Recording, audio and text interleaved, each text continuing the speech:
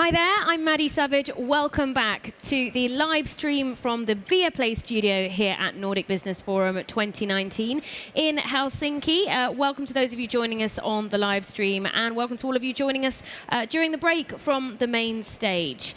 We have got three fantastic speakers lined up for you for this session, all of them main stage speakers. So stand by for you to meet Costas Markides, professor at London Business School, Alexander Osterwalder, he's the co-founder of Strategizer, a top innovation company. But first, with us now, we have a global leader in giving strategic advice, best-selling author, huge traveler, Parag Khanna. Welcome to the Viaplay studio. Thank you very much. You have already made a strong appearance on the main stage. We were just saying, getting loads of tweets in Finnish. Not quite sure what people are saying, but I think the crowd can probably tell us people are happy and inspired. But for anyone that missed your talk, just give us a breakdown of the key points you were raising there. Well, I wanted to first emphasize, first and foremost, that Europe and Asia share this landmass known as Eurasia. We here in Europe cannot talk about Asia anymore as if it is some far-off, distant region that doesn't affect us, that we can't influence, that that we are detached from. Because if you look at the trade patterns between Europe and Asia, it's already the largest axis of trade in the entire world, right? So Europe is deeply connected to Asia, and it's going to become ever more so through all the infrastructure linkages like Belt and Road and so forth. So I wanted people to understand Asia as being much closer than we think, and much bigger even than we already think it is, because it's much more than just China. China is only 1.4 out of 5 billion Asians. Okay, great summary. And your book, The Future is Asian, going into more detail on that topic as well. I want to talk a little bit about a few different things, starting with the ongoing trade war between China and the US. What are your thoughts on this? Where do you think we're going in, say, 5 years' time from now? I've got a two-word answer for you. I call it permanent substitution. You know, what China is seeking to do is to permanently substitute its dependence on any American suppliers of goods, components, technologies, software with its own. Because anything that it gets from the United States can now be politicized, can be suspended, there can be export controls initiated on those things. We've just seen it happen today again. We saw it earlier this year with ZTE, for example, the handset company that also makes communications technology. So that company suffered tremendously as a result of the export control ban or export controls imposed by the United States. Now we've seen it with software companies, AI companies. Literally today, the US has come up with new regulations banning certain components, chips, and so forth, and platforms to be sold to Chinese AI companies. That is very negative for them as well. So they are aspiring to total independence, really, from US dependence. So an ongoing power struggle. You can't see anything shifting, if not getting, No, in terms of trade volume, let's remember that the trade between the United States and China has fallen drastically. China now trades more with Southeast Asia, a bunch of poor countries, than it does with the United States. So this is not really about trade. Trade is fungible. Trade is substitutable. If you don't buy something from one place, you can get it from somewhere else. That applies to almost everything, even high-tech goods like semiconductors. So this is really about technological superiority, which is not America's alone. It's also Japanese, it's European, it's a global competition. And then it's about the competition for markets, export markets, trade destinations. And there you can see the rest of the world having a choice. Am I going to go with Chinese technology, European technology, and American technology? And how can I acquire that technology in a way that doesn't lock me into that system? Because most countries don't want to belong to someone else's sphere of influence, right? They just want to have the best stuff. And that's the tension that's being navigated right now. Okay, let's talk about one of those, not countries, but continents, Africa, where we're increasingly seeing China investing in places where European and American companies might otherwise have had influence in the past. But at the same time, we know that China is not as focused on sustainability as particularly European countries are. So how worried should we be about China's power, really, when it comes to investment in Africa? I would step back. If you want to understand Africa, first understand Africa, not what China is doing in Africa or what Europe used to do in Africa. The fact is that Africa today is a continent of 50-something countries, more than 1 billion people, but it is very resource stressed. Even though it has some of the most arable land of any continent in the world, it underproduces in agriculture, but it is increasingly facing droughts and water scarcity. So climate change is a big factor. It has enormous amount of corruption, obviously, and violent conflicts going on. In a way, the rise of Asia, and Asia as a set of countries that consumes African commodities, is the best thing that's happened to Africa in centuries, right? So the rise of China, rise of India as a new trade partner is a great thing, has been a great thing for Africa, but it's obviously not enough. Even all the exports to Asia and all the investment from Asia is not enough to help Africa fix itself, right? So we really have to remember that. You know, I'm come from a post-colonial country, and I study post-colonial countries, which is most of the countries in the world. And the fact is there are two kinds of post-colonial countries: those that still blame England and France for their problems, and those that have taken responsibility for themselves. And my worry about Africa is that it doesn't yet have its own sense of a development model. How do we take advantage of our commodities? How do we industrialize? How do we build good infrastructure? How do we educate our people, right? How do we be more sustainable? If you had a strategy, then you would say, okay, well, China's come in, this can be really good. How do we make the most of this? They want to build some railways for us, they want to pay us for our copper and aluminum and cobalt. Great, let's make the most of it. That's the real failure. And I'm someone who just fundamentally believes that countries, continents have to take responsibility for themselves. So, you know, if you are in a situation where China is interested in your country, that should be a good thing if you're smart.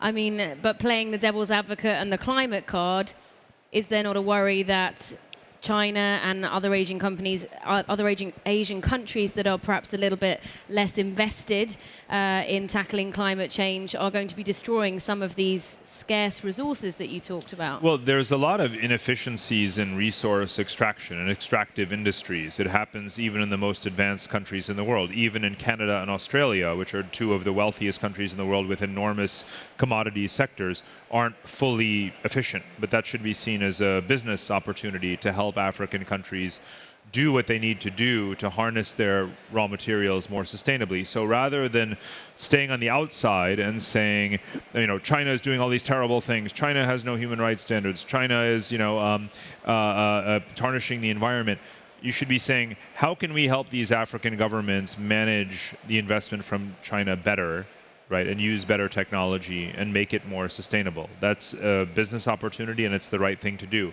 Standing on the sidelines will get you nowhere. Okay, so more cooperation, more collaboration, which brings me to discussing different kinds of business cultures. So obviously with your knowledge of both Asian and Nordic economies, I just want to know a little bit about what you think the Nordics can learn about the way Asian economies work. Well, you know, I explained a bit today about the kind of evolution of Asian economic management in the last 20 years since the Asian financial crisis, and it obviously has a lot to do with kind of, you could call it macro prudential measures, structural, you know, sort of policies to ensure that they maintain high surpluses, build their currency reserves, and all of these kinds of things. They also will maintain a very strong role for the state in the economy. Now, again, is that optimally efficient? No. Do state-owned enterprises work as well as private enterprise? Hardly. However, these countries have to think about maintaining employment, you know, having something of a redistributive system, picking key sectors where they're going to be strong and have an industrial base. And so they want to be, they are cautious and protective of themselves, and I think we have to understand that. So, you know, working with them to reform and to gradually privatize, you know, to bring in the latest technologies to improve their standards, that's the way to work incrementally with Asians. Don't assume that they're ever going to become like us, because they're not. Yeah, well, that's a mistake I think a lot of people have done in the past. It is true. We're trying to move away from that kind of attitude now. Let's talk specifically about Hong Kong, another place that's, you know, very hot topic at the moment. There's a lot of political unrest and tension there. How should that affect how we here in the Nordics consider doing business or expanding? I mean, you know, I think the Western business community has a lot of interests, a lot of financial interests in particular in Hong Kong. And it has tried to use it as a source of positive leverage to say, look, we really need Hong Kong to remain a fully independent, financial center governed by those international norms that we're accustomed to, because of course no one trusts Chinese, mainland financial regulatory standards, rightly so. And that has not yet been enough to, convince China that it should behave differently in Hong Kong, because Hong Kong is a political issue for them, not an economic issue.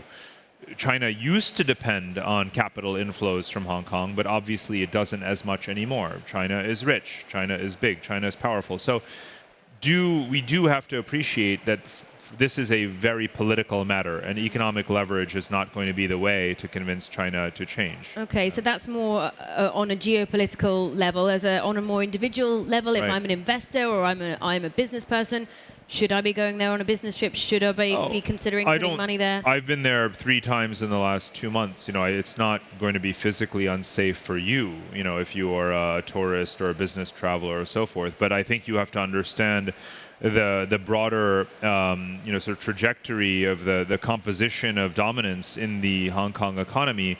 A lot of the Hong Kong elites and business figures are seeing the stock market go down, the real estate values go down, and they're cutting their losses. And they may be moving their money offshore, moving themselves offshore.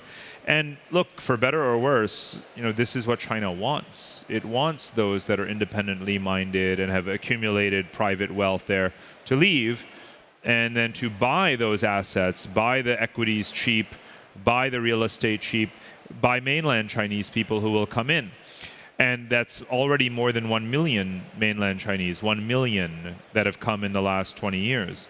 So the Sinification, of Hong Kong has been going on for more than 2 decades already. Of course, many people just woke up to it in the last couple of months, but much like what you see with Chinese behavior in Tibet or Xinjiang, people woke up to, the tragic situations there around the time of the Beijing Olympics in 2008. But I spent months in Western China with those peoples, Tibetans and Uyghurs, in 2004, 2005, 2006, when I was traveling there.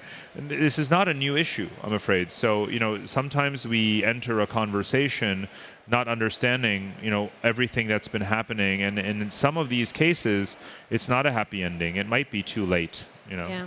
Really important context, though, just to look a little bit beyond the headlines that we see on the TV regarding these kind of incidents there. So if you are looking to invest or grow in Asia, where are the best opportunities? Well, I think it depends on what you're selling. Obviously, I emphasize today that Europe has the world's most livable cities, the most desirable lifestyle, the political systems of parliamentary democracy, the welfare states that emphasize equity of opportunity. In every way, Europe represents the highest standards of achievement in political, economic governance. That's something to be proud of, not insecure about. And so when I see Europeans look over at Asia and see this yellow peril, I find it really shocking, and it shows a stunning lack of confidence in your own systems, which are the best.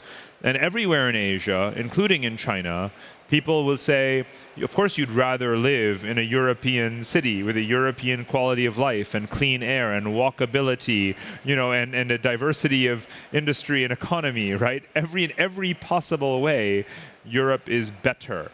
So you should want to share and export and sell that model and those technologies, the streetcars and trams, the driverless cars, the recycling technologies, in every possible way, the innovations and advancements that you take for granted here in Europe around smart cities are desired in Asia, in China, in India, in Vietnam, everywhere. So to help Asia achieve its potential is really to help Asia become more like Europe. Not for the rest of the world to bow down to Asia. And, I emphasize this point over and over because I think some people may think that I'm sort of an Asian triumphalist, but I'm an American who grew up in America and Europe, and I'm a political scientist who looks at data, and for any person in the world, you're most, if you were blind and picking where you'd want to be based just on numbers, you'd want to be European, right? Yeah. So I think that we have to remember that. And you're a fan of the Nordic brand. We can see this, and also grew up a little bit close to the Nordics. Well, yeah. I mean, I went to high school partially in Germany, but in northern Germany on the Danish border. So in my town, we had multiple Danish schools, and I used to go to Denmark all the time. And that started when I was 15. But even my German high school had an exchange with a high school in Malmö in Sweden. So I spent some time there, but I've traveled extensively in the north. I wrote chapters of a previous book about the Arctic, the thawing of the Arctic economy, the flourishing of the Arctic economy. And for that, I went up to Kirkenes, which is the northernmost town in Norway. Not that far, I guess you could say, from northern Finland. So I've spent a fair bit of time in the region, and obviously in political science and economics, we always admire the Nordic systems, and we treat them in a way as in a box, sort of sui generis and so special that they could never be copied or emulated. And that's the one thing that in my work I try to disabuse of. I say we can always learn. Everyone can learn from everyone else. Even if we're dissimilar ethnically, dissimilar politically, dissimilar in our wealth, you can always learn from what other people are doing. And in that sense, again, it's part of what the Nordics have to share with the world. Very inspirational comments to wrap up our talk. Thanks very much for joining us. Author and strategist Parag Khanna, thanks very much to you. We'll let you step down from your seat and rearrange with our next guest. Thank you. Great to have you with us, though. Thank you. And great to see so many of you joining us here. Well, let's give him a round of applause, for sure. Good initiative there. And as Parag was mentioning, he's seen a lot of people tweeting in Finnish about his talk on the main stage. We do want people to share their thoughts using the hashtag MBForum 2019, and do feel free to do that in Finnish or in English or whichever other language you like, but English will probably be the most widely shared.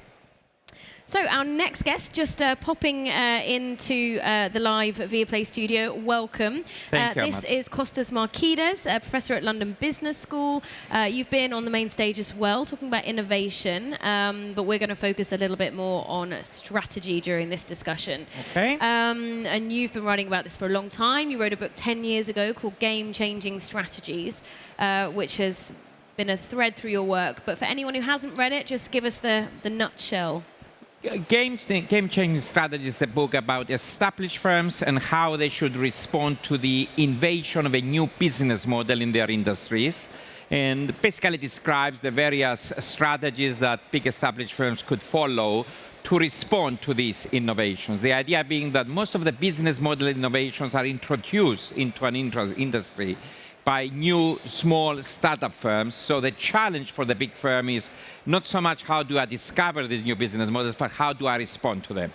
So 10 years on from that, as we've seen the startup and the entrepreneurial community grow exponentially, where are we now? Do you think big companies are kind of getting to grips with this need to adjust enough, or has it gone slower than you expected? It's going as I expected, which is slow. Big firms are not very good at innovation, especially business model innovation. They are not very good at responding to this kind of innovation because it is disruptive to their existing business, and they find all kinds of conflicts that prevent them from responding very, very well. And what kind of conflicts? What are the main challenges? Because it seems obvious that big companies need to adapt. We've talked a lot about bureaucracy and administration with some of the other speakers here in the Viaplay studio. But like you say, it's still moving slowly. It's more. Big companies find it difficult to respond to any change, especially radical change. But when it comes to business model innovation, these new innovations, they have certain characteristics that make them very, very difficult for big companies to respond to them. One is that they are disruptive. What does that mean? The conflicts that I mentioned, they may cannibalize the existing business. For example, you have an innovation that if it grows, it cannibalizes the existing business. Another conflict may be a distribution conflict. If the innovation grows, it undermines the distribution in your existing business. For example, if I sell online, I may undermine my retail business and so on.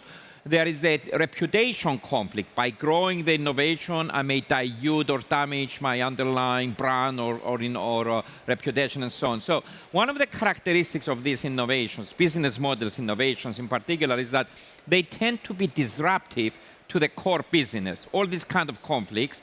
And that creates incentives in the core business, not only not to support them, but to actually undermine them and try to kill them.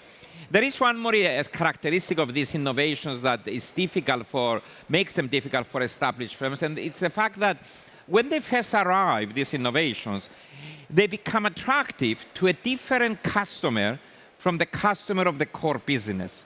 So what happens is, as a big established firm, you see the innovation, you take it to your core customers and say, hey guys, do you want me to offer you this thing? And your core customers look at it and say, no, actually, I don't want it. And because you listen to your customer, you don't invest in them until it's too late. So what are the options for big companies? Well, what are the options? One option is, without creating a sense of urgency in the organization, nothing will happen. So the first thing we may want to talk about is how do you create a sense of urgency? Because what I found is that there is a right way to create urgency and there is a wrong way to create urgency. And unfortunately, 99% of companies out there, they use the wrong way to create urgency. But if we go beyond that and say, okay, after I create the urgency, what are my strategic options? One is to say, okay, I see the innovation.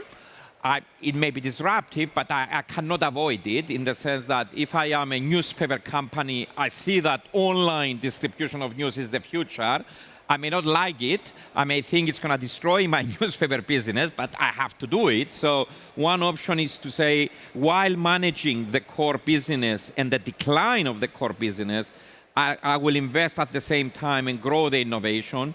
Very much like an oil company that says, oil is not the future, renewable in the future, but I cannot abandon the oil now. I'm going to focus and manage the decline of oil while doing the innovation. So this is what I call the option of playing two games at the same time. How do you play the existing game and the new one, and in the process, manage the decline of one and the rise of another? There is another option, which is to abandon what you're doing and move directly into the other one. And there is a third option of saying, I'm going to find the innovation through innovation in my own business. Okay, so three very tangible ideas there. Picking up on the first, which I guess many would see more as a sort of safer option, do what you're good at, but think about the future as well. How can companies ensure that those things coexist? It's the most difficult thing in the world. You said it's easy, but in my experience is that most companies who try to do it fail in doing it. And the reason is because of all these conflicts that we discuss about, which is you're trying to manage this business, and at the same time, you try to grow that business. Now, this other business is not just a nice little business to have. It's one that, as it grows, it destroys the existing business because of all these conflicts. So the incentives in the system are such that the core managers will always find reasons to undermine or close down the growth business you're talking about. So the evidence is many companies, established companies, invest in the new business, and then 2 years, 3 years, 4 years into it, they find a rationale or a reason to shut it down. Oh, it's not working out, it's not giving us the growth we want, maybe it's not good enough, and they shut it down. The underlying reason is because managers, high-ranking managers in the core business, find their own ways. They don't do it in an active way, they don't do it in a visible way, but find ways to undermine and sabotage the growth business, and they shut it down.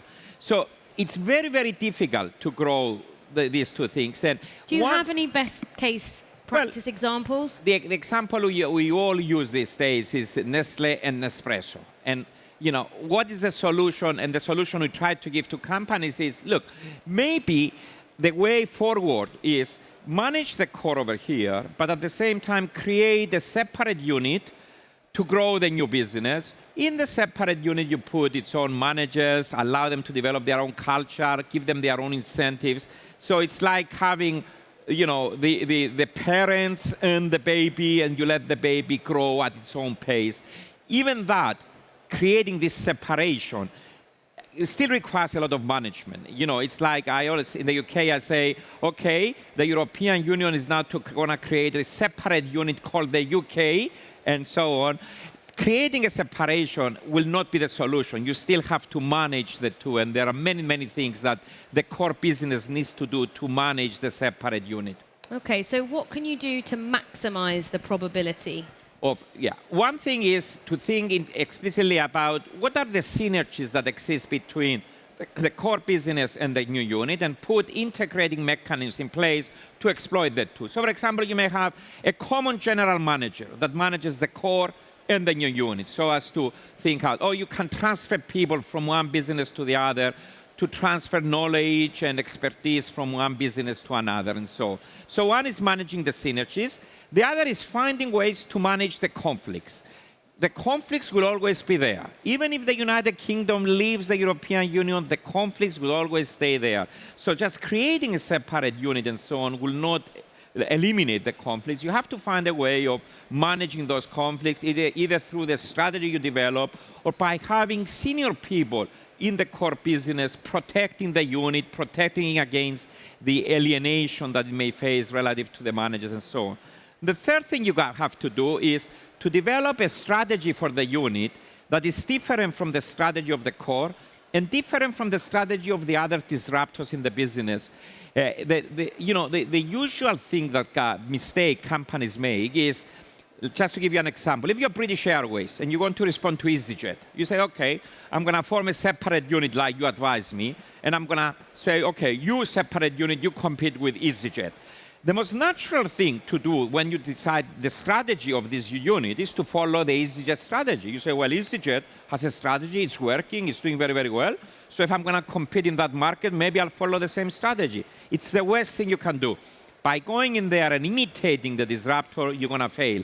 What you need to do is find a strategy that differentiates you, not only relative to the strategy of the core, but also relative to the strategy of the disruptor. So these are some of the things that you're going to increase the probability, not maximize, increase the probability that you're going to succeed by playing two games. There's a lot to think about there. You mentioned one thing, company culture, if you're trying to build up a new side business or strand from scratch. What are the key components for a good company culture in 2019? First of all, let me define what I mean by culture. For me, whenever people tell me I need a culture, I always say go and eat a yogurt, because I don't know what the hell culture is. What is culture? For me, culture is manifested in the day-to-day behaviors that you see in an organization, practiced by everybody. How do they behave? When they tell me I need a new culture, I always say, okay, what kind of behaviors do you need? And they tell me, and I say, what kind of behaviors do you have now? And they tell me, and then immediately the issue becomes, how do I change the behavior of my people from this to this? So what kind of cultures do we need in today's world? First of all, disruption is happening all around us. It's happening at a much faster rate than we all think or anticipate. What kind of culture we need? We need a culture of agility. What is that? You want to give people autonomy. You want to give people the ability to monitor for themselves what's happening out in the empire. Not only monitor, but have the freedom to respond. You don't want employees to write reports and send them to headquarters and say, oh my God, these changes are happening. What do you think we should do? The board meets, they decide, they send a report, and 6 months later you haven't done anything. You want people that have the freedom and autonomy to see what's happening out there, and the freedom and autonomy to respond to it as they see fit within certain parameters. You want people that are willing to question things, to challenge. Whether you are the boss or not is not important anymore. The way we do it with our children, by the way, if you think how your parents raised me, let's say, 40 years ago with how I'm raising children now, it's totally different. I'm no longer a boss in my family. I'm a coach. If I tell I always give the example, 40 years ago, if my father said to me, Costas, go and do this, I went and did that. Now you tell the kids, do this, and they say, well, let's debate this with mommy over the dinner table, and so on. What does that mean? You're no longer the boss. You're no longer the leader. You are a coach, and you have to create, a coaching environment where people are able to question and debate with you and so on. So there's a variety of things that we need to think about now about culture, because we live in a totally different world from 10 or 20 years ago. Thank you. Very, very interesting closing comments. Before we move on to our next guest, just any insights on Nordic Business Forum from you so far? How have you found it? What's it been like for you? It's been a fantastic experience for me. First of all, I'm amazed by how many people there are, but more importantly, I've had the opportunity to sit in some of the sessions, and I think it's really leading-edge thinking that I wish I could do this every day, just sit and listen to all these wonderful people. We need you to carry on with your research as well, though. Thank you very much. Thank you very much, Costas Markides. Let's give him a round of applause. Thank you. Thanks very much, Professor. As he said, great to see so many of you here in Helsinki in the conference center, and we know lots of you are watching on the live stream as well, so that's fantastic. I'm going to invite our next speaker to get into place beside me, and I'll just tell you a little bit about him while he does so. It's Alexander Osterwalder, co-founder of Strategizer, which provides practical business tools designed to foster innovation. Another one of our main stage speakers. So, welcome. Great to see you here. I love this tool. What have you got? What have you got with you? It's a smart tablet. I like to draw. I like to draw when I explain. Okay, great. But I think we use too many words. Yes, we'll see if we can get the camera on that. We'll see how it works out. Cool. Yeah. So let's just talk a little bit about your work, and particularly I want to talk about the Chief Entrepreneur model. Yeah. So this is a new post that you think is very practical in many companies, and you have a Chief Entrepreneur coexisting alongside a CEO. Yeah. Tell us more. So I think innovation lacks one thing that's very important in most companies, and that's power. Right, I said before on stage, innovators in companies, they like to call themselves sometimes pirates. What do we do with pirates? We kill them. We should not have innovation somewhere in a garage, and say, oh, skunks work and these project teams somewhere in the basement. No, we actually need that kind of working, but we need to give innovation power. So what gives people, if you want, prestige and legitimacy in companies today? If you go into a company, any of your companies today, what gives you prestige? It's the number of people you have and how much budget you're managing. That's power. But the problem now in innovation is, to do it right, you need small, agile teams. So how do you give small, agile teams power? Well, it's very simple. You need to have, at the very top level of your org chart, somebody who has that power. Could be the CEO, spending 50% of his or her time, so chief entrepreneur and CEO at the same time.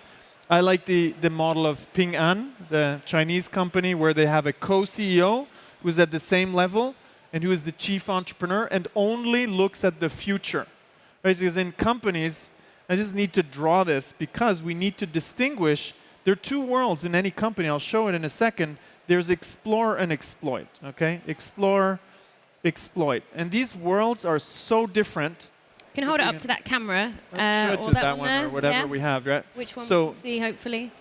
Anyone? Okay, good. So we have two worlds, explore and exploit. Today, the world that dominates, which one dominates all of your companies? Probably 90% in here is this world. And you probably do this pretty well. So when you were a startup, every company, even Nestle, every company was a startup. We actually used to do this well when we were a startup. But then you kind of unlearn it. So the only way to relearn this is if you give this entity here power. And having a person at the very top level of the company who has that power is important. But if you have a chief entrepreneur reporting to the CEO, what's going to happen? People are not going to take it seriously. It's just one more person reporting to the CEO. So it needs to be at the same level. It does require that the board, for example, understands innovation very well. Who here thinks board members in companies, board members understand innovation? Any hand up? Who thinks boards understand innovation? Okay, maybe because you're on the board of a company and you do that, right? Most boards don't get how innovation works. They're really good at execution. So we actually need a lot of education to know how this should change. Yeah. Okay. What kind of traits does a chief entrepreneur need to possess? Oh, how do you recruit for someone like that? I think it's very important because somebody who's world-class at managing the existing has very different traits from somebody who is world-class at inventing. So number one, they're very comfortable with uncertainty. They know, a lot of things are not going to work, but that's part of the process. What also is really important is that they start to see the patterns emerging. Which technology is something we need to invest in? Which kind of market trends is emerging? How could we tackle that? How could we start having 2 or 3 teams working on that topic, knowing you will not pick the winner. You can't invest in one project and find the winner. A chief entrepreneur has a staff who will invest in 10, 20, 50, or 100 teams, depending on the size of the company. And that chief entrepreneur needs to understand that not all of those teams are going to win. So what does the chief entrepreneur need to be able to be really good at? It's to motivate entrepreneurs who are going to fail for 5 years, for 10 years. You know where you find that? In the pharmaceutical industry. So you have scientists in the pharma industry, you have scientists, they never find a molecule that will make it to the market. They fail constantly. So how can you not feel like a failure? Well, they know that you have hundreds of scientists who experiment because eventually one of the scientists will find the right molecule, the right thing that will go to market. So we already know how to do that in science. We need to take that same model and bring it to businesses, the same kind of approach. So a chief entrepreneur needs to motivate his teams to continue to experiment, to continue to try. And as a group of maybe 20 teams, 20 entrepreneurs, we're going to get one winner. Or maybe 200 teams, we're going to get one winner. So motivation, the ability to motivate the people, not to execute well, but to experiment well. That's really, really important. And not be afraid of failure. And not be afraid. And the other one is being a good diplomat. So the CEO and the chief entrepreneur need to be partners. Because if they're not, there's going to be a fight. So that he or she needs to be a diplomat to make sure this works out. Because once an idea gets to $10 million in value in revenues, guess what happens? It's probably valued at 70 million. Now you hand over that project to the chief executive because it's not a entrepreneurial problem anymore, it's a scaling and management problem. So you constantly hand over your ideas, no ego, you bring them from 0 to 1 million, from 1 million to 10. When they have 10 million, they're not at risk of dying anymore. Then you can hand them over. So can you give us some examples of how this has been working? So I really like Ping An, I already mentioned it. That's one example where let me say, boring or traditional life insurance and banking conglomerate, which was already pretty big. It was at the time, 10 years ago, was in the top 300 of the global companies. They said, we're going to become a technology company. Peter Ma, the founder, said, no, we need to change. We need to become a technology player. And he hired people who could do that. And he said, we're not going to figure it out right away. We're going to make mistakes. That's okay. But we're going to experiment. And today, this company is in the top 30 of the world, and it's a leading technology player in artificial intelligence and blockchain. They were able to do that. Now, closer to our home, if you want, to Europe, you have Bosch and Bayer, who work with cohorts. They invest in 20 to 60 teams every year. Every year.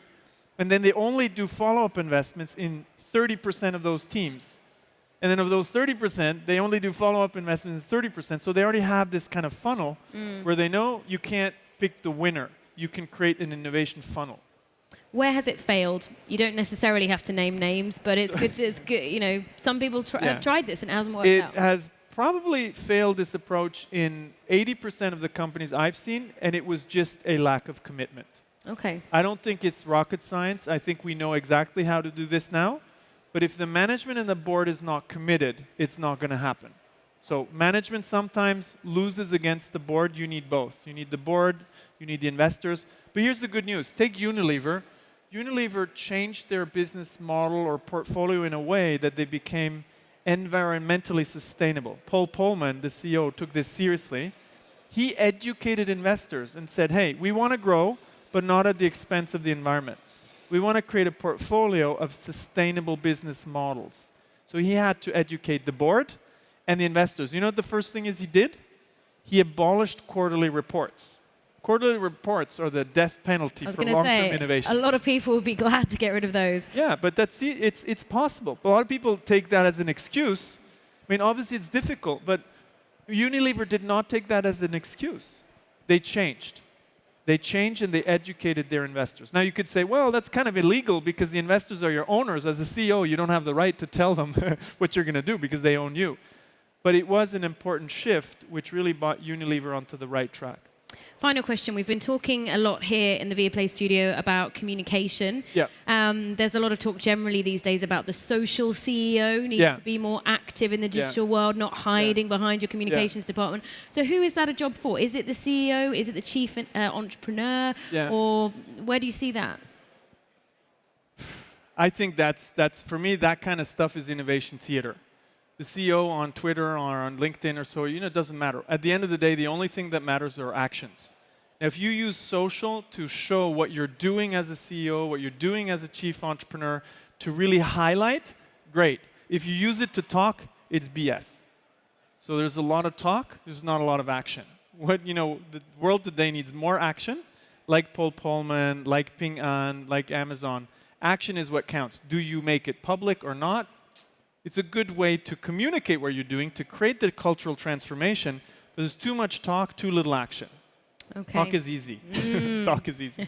All right, brilliant. Thanks very much for having you join us here. Let's give him a big round of applause before we run out of time on this element of the live stream. Thank you so much, Alexander Osterwalder, co-founder of Strategyzer. I'm Maddie Savage. I will be back here in around 2 hours' time with our next round of guests. There are some really exciting ones, including Steve Wozniak, co-founder of Apple. We'll also be speaking to the author Daniel Pink, who I know a lot of you are waiting for. So do stick around for that one. That is in 2 hours' time. And in the meantime, please do share your thoughts using the hashtag NBForum2019. So enjoy the speakers on the main stage and all the coffee and the networking opportunities. And we'll see you a little bit later. Bye-bye.